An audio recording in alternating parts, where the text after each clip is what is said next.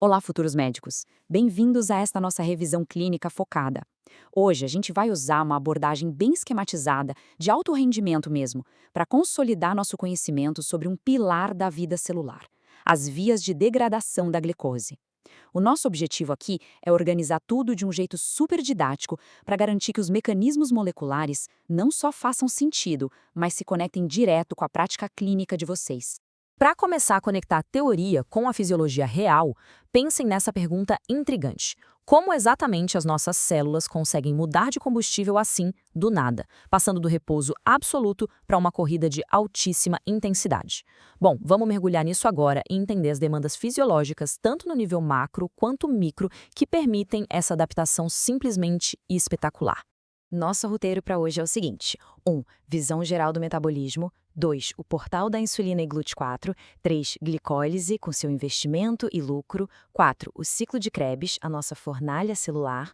5. A correlação clínica entre repouso e exercício. E, para fechar, uma provocação clínica. Número 1. Visão geral do metabolismo. Vamos começar pela base de tudo. É muito louco pensar que um adulto de 70 quilos precisa de umas 2.000 a quase 3.000 quilocalorias por dia só para manter a máquina funcionando, né? Isso exige uma interconversão química que não para nunca nas nossas células.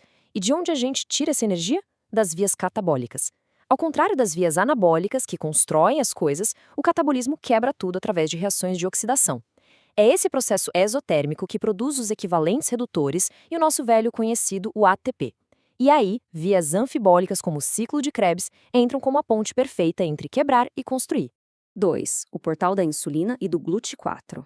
Indo para o nível celular agora. Gente, não adianta nada ter todo aquele maquinário metabólico lá dentro se o combustível não consegue entrar, certo? A insulina que sai lá das células beta do pâncreas depois que a gente come é a chave exata para essa porta. Ela gruda no receptor da membrana e dispara uma cascata de sinalização impressionante. Essa cascata faz com que as vesículas cheias de transportadores GLUT4 se fundam com a membrana plasmática. E é aí que a mágica acontece. A glicose finalmente entra na célula muscular para ser usada ou guardada. Quando a insulina cai, esses transportadores voltam lá para dentro.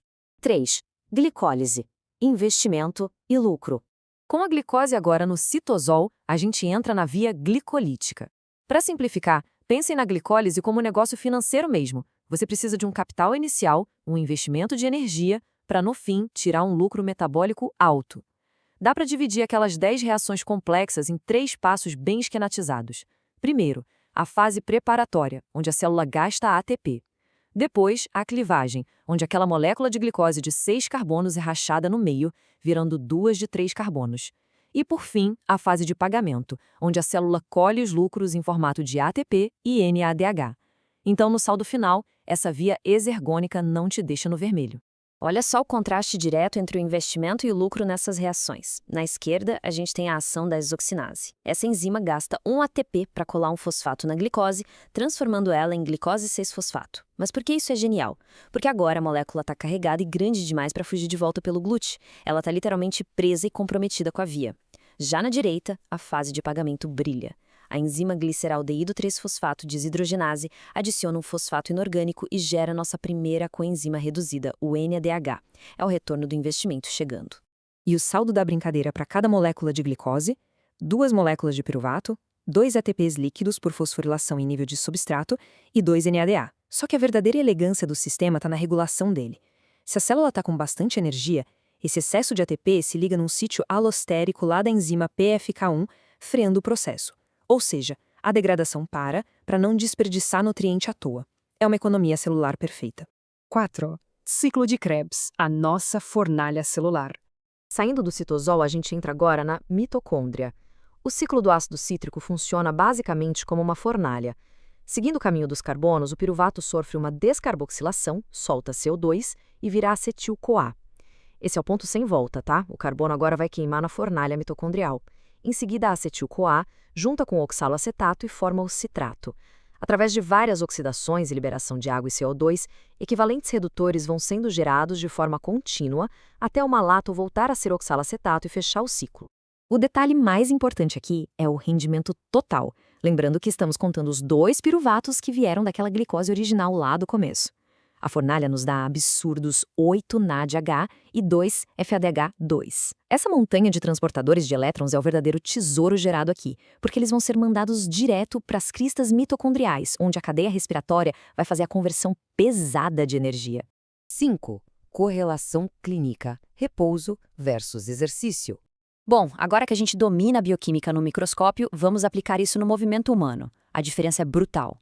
No repouso, seu músculo e seu miocárdio preferem um metabolismo aeróbico, contínuo, queimando mais ácidos graxos livres do que glicose.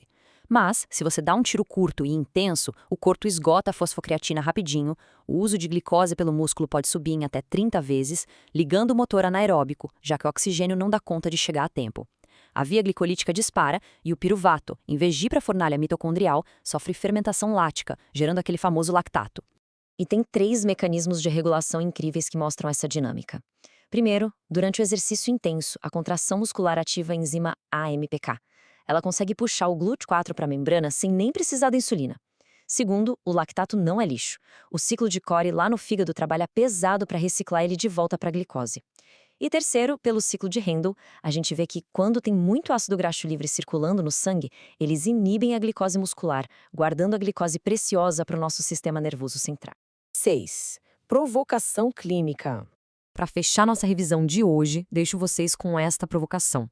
Pensem bem, se o receptor de insulina falha, como a gente vê no diabetes mellitus, ou se existe uma deficiência genética na hexoquinase, o que acontece com a glicose? Ou ela bate na porta e não entra, ou entra, mas foge porque não foi fosforilada.